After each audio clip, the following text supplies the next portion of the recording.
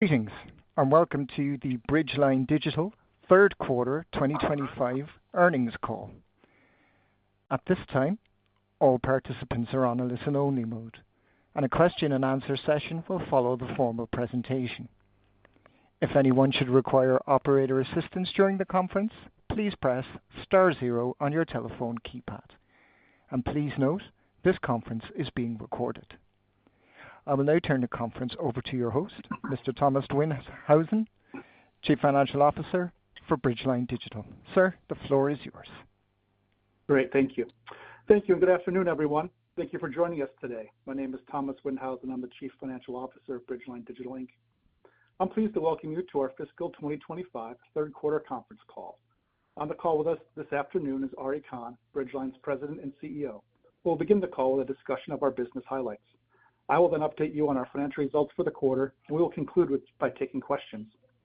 Before we begin, I'd like to remind listeners that during this conference call, comments that we make regarding Bridgeline that are not historical facts are forward-looking statements within the meaning of Section 27A of the Securities Act of 1933 and Section 21E of the Securities Act of 1934, and are subject to risks and uncertainties that could cause such statements to differ materially from actual future events or results. These statements are made pursuant to the safe harbor provisions of the Private Securities Litigation Reform Act of 1995. The internal projections and beliefs upon which we base our expectations today may change over time, and we expressly disclaim and assume no obligation to inform you if they do. The results we report today should not be considered as an indication of future performance. Changes in economic, business, competitive, technological, regulatory, or other factors could cause Bridgeline's actual results to differ materially from those expressed or implied by the projections or forward-looking statements made today. For our detailed information about these factors and other risks that may have impact on our business, please review the reports and documents filed from time to time by Bridgeline Digital with the Securities and Exchange Commission. Also, please note that on the call this afternoon, we will discuss some non-GAAP financial measures when commenting on the company's performance. We provide a reconciliation of our GAAP financials to these non-GAAP measures in our earnings release. You can obtain a copy of the earnings release by visiting our website. I'd now like to turn the call over to Ari Kahn, Bridgeline's President and CEO. Ari? Thank you, Tom. Good afternoon, everybody. In our Q3 of FY25, fiscal year 25, we signed $1.7 million in contracts, which added $600,000 in ARR to our subscription revenue. Year to date, we have booked $6 million in contracts with over $2 million in ARR. This brings revenue from our core products to more than 60% of our total revenue, with double-digit growth from HawkSearch.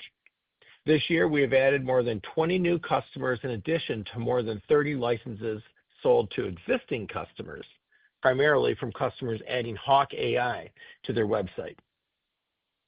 We do see some decline in our legacy products, which flattens our overall revenue, and we expect HawkSearch to continue to grow and outshine this dampening as early as Q1 of 2026. Our customers love HawkSearch. Our net revenue retention for HawkSearch is 114%. In fact, our average sale of expansion products to existing customers is double the size of our initial sale to new customers.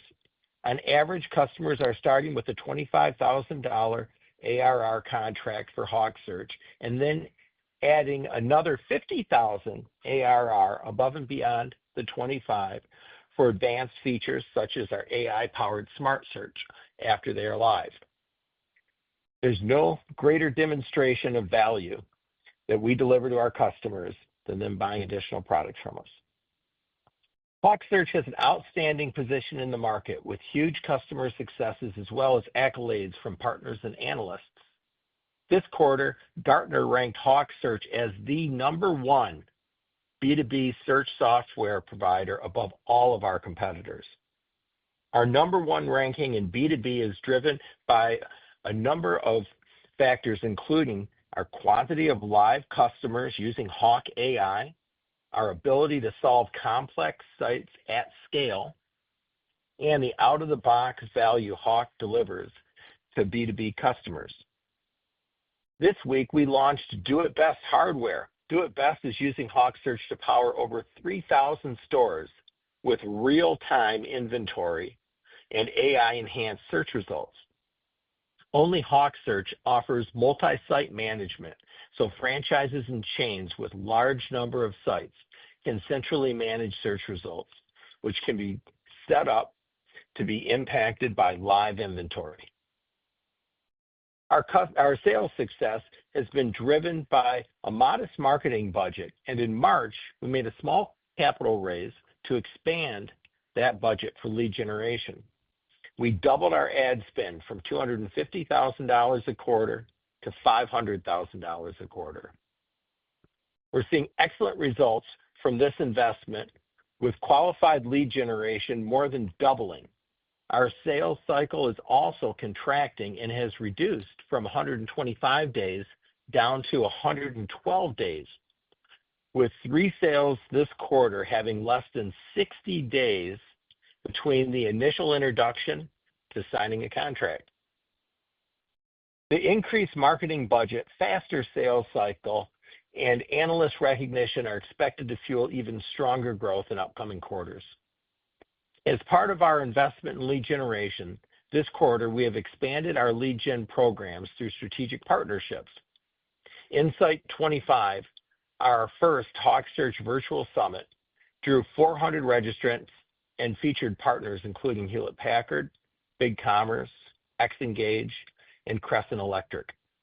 And at B2B Online in Chicago, we hosted a live river cruise dinner with Pemberley, Chronix, and DDS.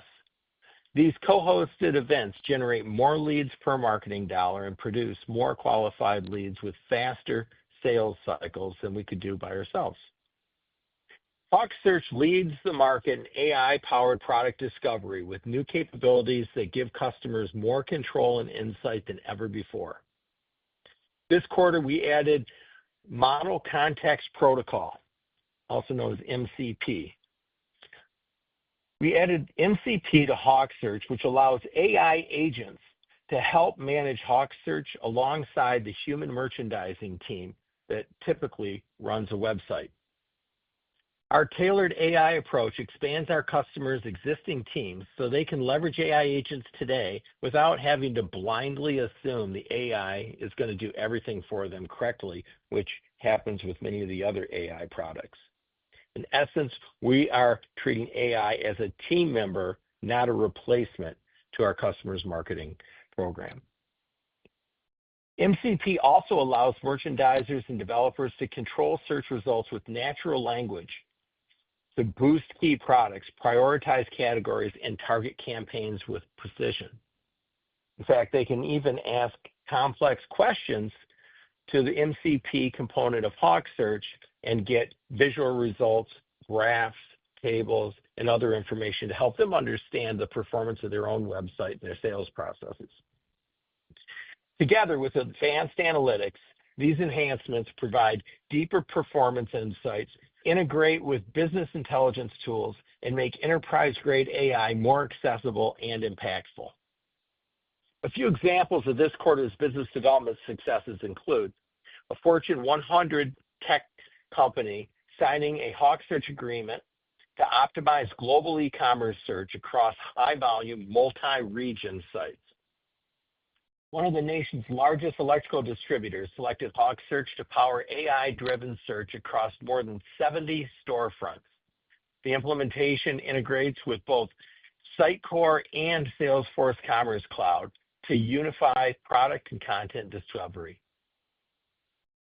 A top 5 U.S. electrical distributor expanded its HawkSearch license to support hundreds of e-commerce portals using our multi-engine management to launch test personalized experiences.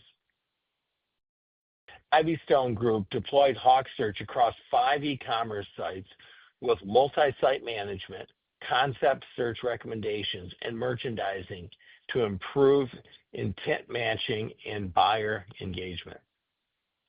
And a leading Jansan distributor renewed and expanded its partnership to leverage semantic search and personalized e-commerce, boosting both conversion rates and average order value.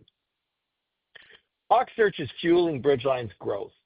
As of this quarter, HawkSearch is more than 60% of our total quarterly revenue, is growing at a double-digit pace, is being recognized by top analysts as a #1 solution and has outstanding customer satisfaction with 114% net revenue recognition.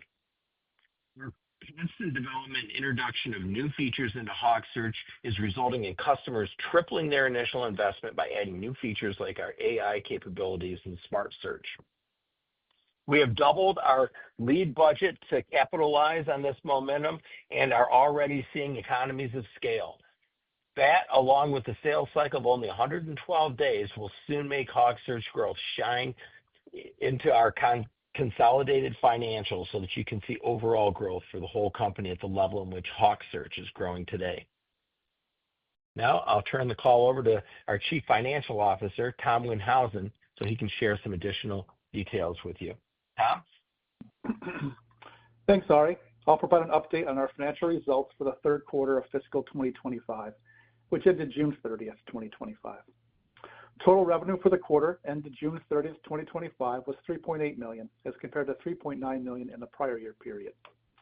Looking at each component of revenue, our subscription and license revenue, which is comprised of SaaS licenses, maintenance, and hosting revenue, for the quarter ended June 30th, 2025 was $3.1 million as compared to $3.0 million in the prior year period. As a percentage of total revenue, subscription and license revenue was 81% of total revenue for the quarter ended June 30th, 2025. Services revenue was $700,000 for the quarter ended June 30th, 2025, compared to $900,000 in the prior year period. As a percentage of total revenue, services revenue accounted for 19% of total revenue for the quarter ended June 30th, 2025. Our cost of revenue was $1.3 million for the quarter ended June 30th, 2025, compared to $1.2 million in the prior year period. And as a result, our gross profit was $2.5 million for the quarter ended June 30th, 2025. Our overall gross profit margin was 66% for the quarter ended June 30th, 2025, with our subscription and license gross margins of 70% for the quarter, June 25, compared to 72% in the prior year period, and our services margins of 50% for the quarter ended June 30th, 2025, compared to 58% in the same period in 2024. Our operating expenses were $3.2 million for the quarter ended June 30th, compared to $3.1 million in the prior year period. And our net loss was $800,000 for the fiscal quarter ended June 30th, 2025, compared to a net loss of $300,000 in the prior year period. Our adjusted EBITDA for the quarter ended June 30th, 2025 was negative $330,000 compared to positive $3,000 in the prior year comparable 3-month period. Moving to our balance sheet, on June 30th, 2025, we had cash of over $2.1 million and accounts receivable of $1.4 million. Our total debt outstanding as of June 30th, 2025 was under 300,000 euros, approximately $348,000 US, with a weighted average interest rate of 3.4% and principal payments due through 2028. We have no other debt or remaining earnouts from any other previous acquisitions. And at June 30th, 2025, our total assets were $16.1 million with total liabilities of $6.2 million. Finally, with an update of our cap table, at June 30th, it included 12.1 million shares outstanding, 862,000 warrants, and 1.8 million options. The 862,000 warrants consist primarily of 167,000 warrants with a $2.85 exercise price expiring in May 2026, and 592,000 warrants with a $2.51 exercise price, which expire in November 2026. Bridgeline looks forward to continued growth and success in fiscal 2025 and beyond as we continue our focus on revenue growth, product innovation, customer success, and delivering shareholder value. Thank you for joining us on the call today, and at this time, I'd like to open the call to questions and answers. Moderator? Thank you. At this time, we will be conducting our question and answer session. If you would like to ask a question, please press star 1 on your telephone keypad. A confirmation tone will indicate your line is in the question queue, and you may press star 2 if you would like to remove your question from the queue. For participants using speaker equipment, it may be necessary to pick up your handset before pressing the star keys. One moment, please, while we poll for questions. While we do that and get that set up, I do have a couple questions that were sent in advance, so we'll go through those. We get some questions from Howard Halperin at Taglich Brothers. Ari got 3 questions here from Howard. Number 1, How has your customer acquisition strategy evolved?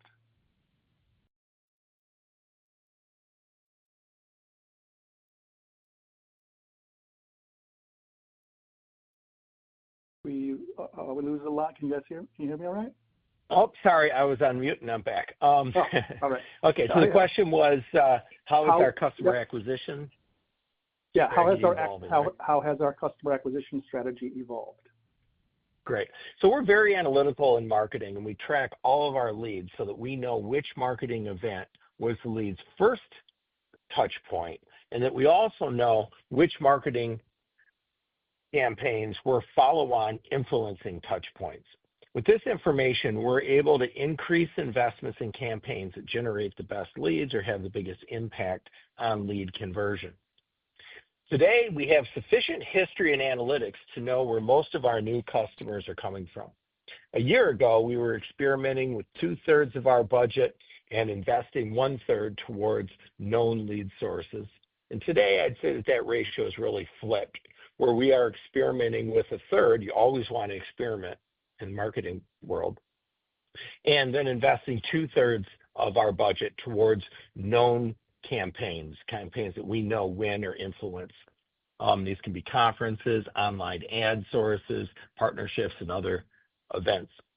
Because of the outstanding recognition that we've gotten from analysts like Gartner and softwarereviews.com and G2 Crowd and customer satisfaction, we're also now bringing both customers and analysts to the sales cycle to provide references and other details that help our prospective customers more quickly make their decisions.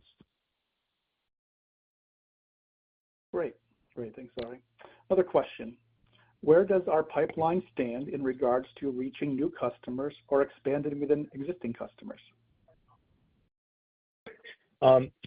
So this year, we have more bookings to existing customers than to new customers, both in quantity and in booking size.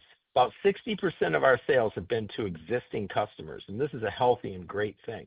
This tells us that we have a product line that delivers tremendous value to our customers, and we need to increase awareness with a larger marketing megaphone, so to speak, a larger ad spend budget, so that the rest of the world can find out why customers are staying with Bridgeline and doubling down and increasing their investment in Bridgeline, 114% net revenue retention. We expect existing customers to continue to represent probably 60% of license, even though we're expanding our marketing budget. So we're going to win more customers with a larger budget, but our existing customers are even more rapidly expanding their investment by buying products like our Smart Search, the AI-driven products, and advanced analytics.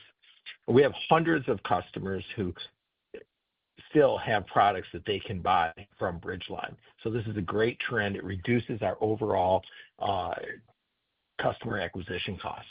And these sales make Bridgeline a healthier company.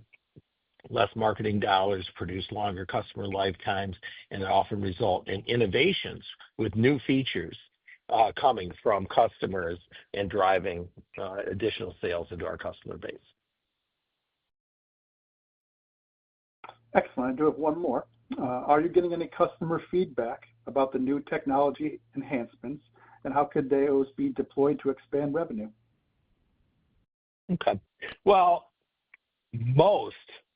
nearly all of our product releases in 2024 and 2025 were driven by customers. So structurally, we've got a professional services division that helps our customers both implement our products and provide consultative advice to them as to how to better run their own websites.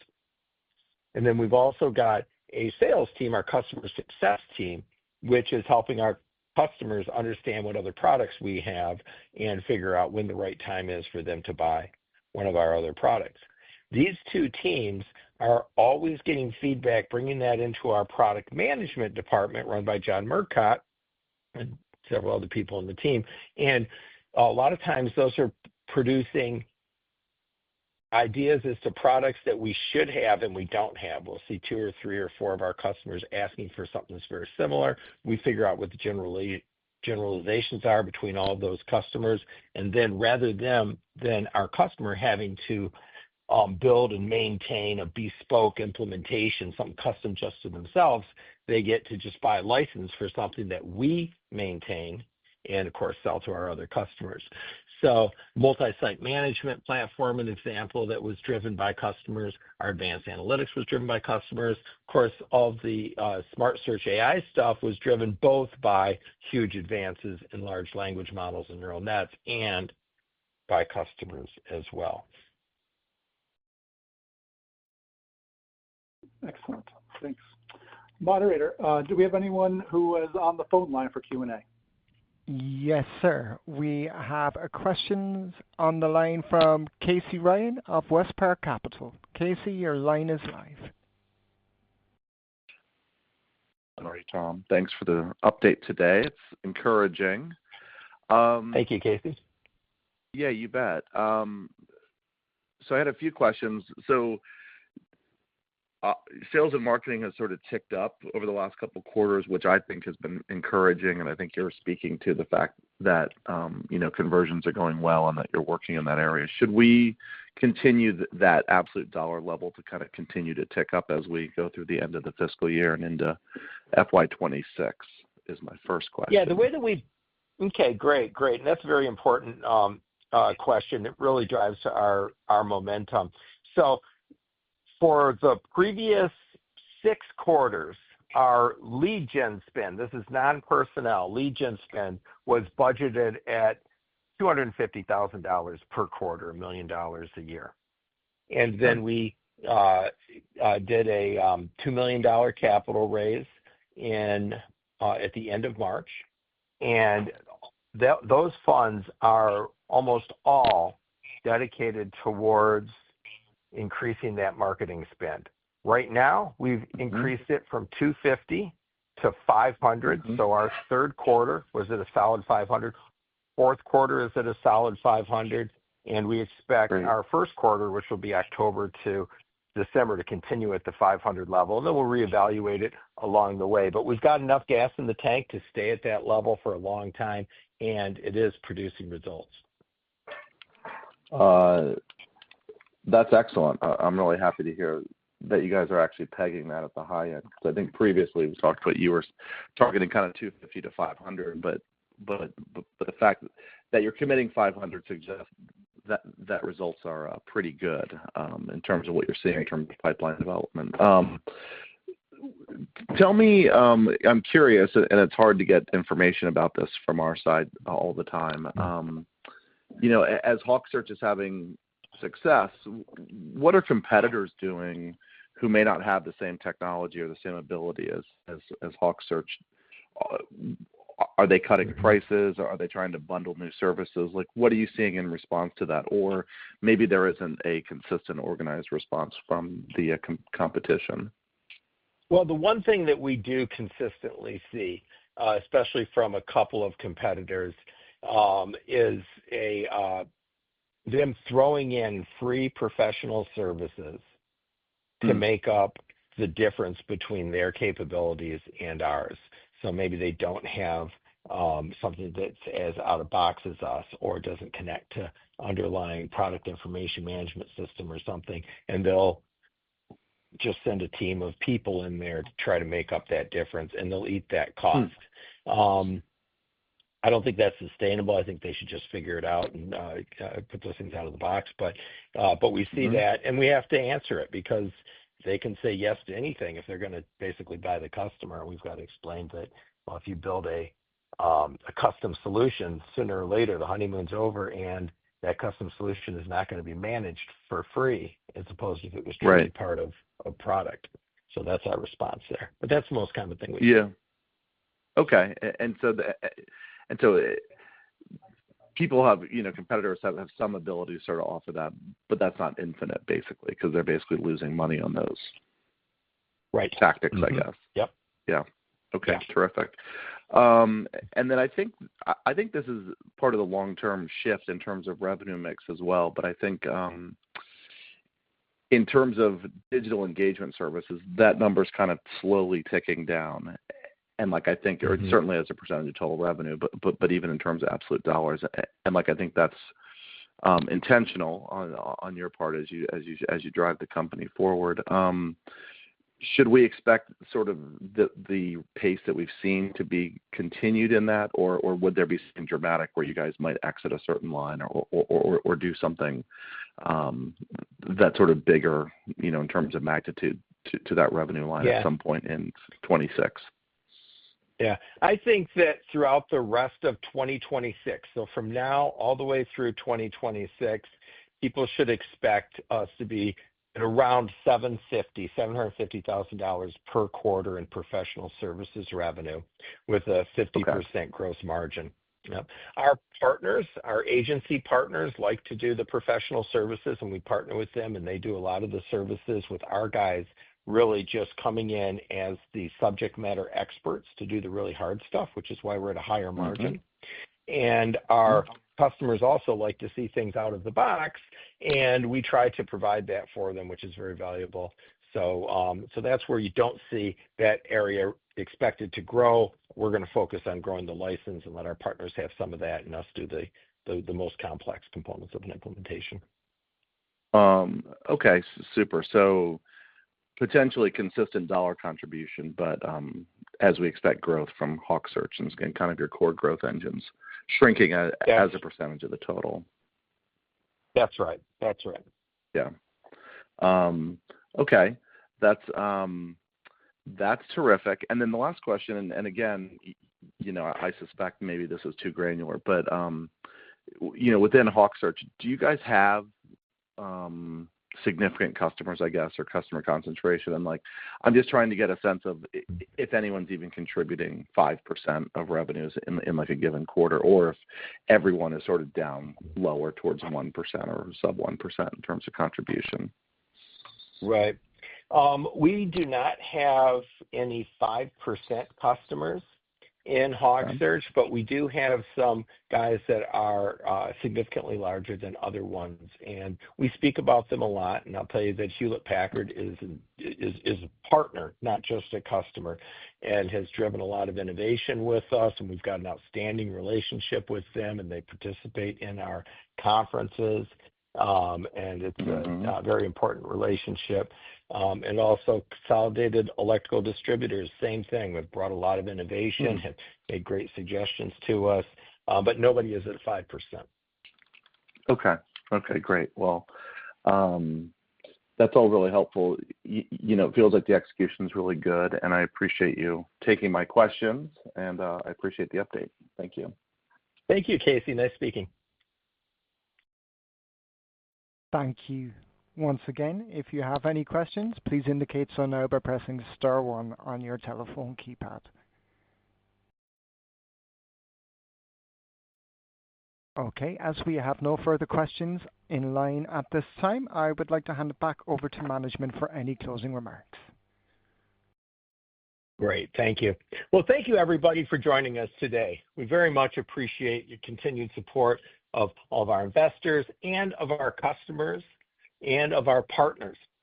We're excited about our business and ongoing growth prospects. We think that we are in the sweet spot right now with respect to B2B companies coming online and us being the number one B2B search platform.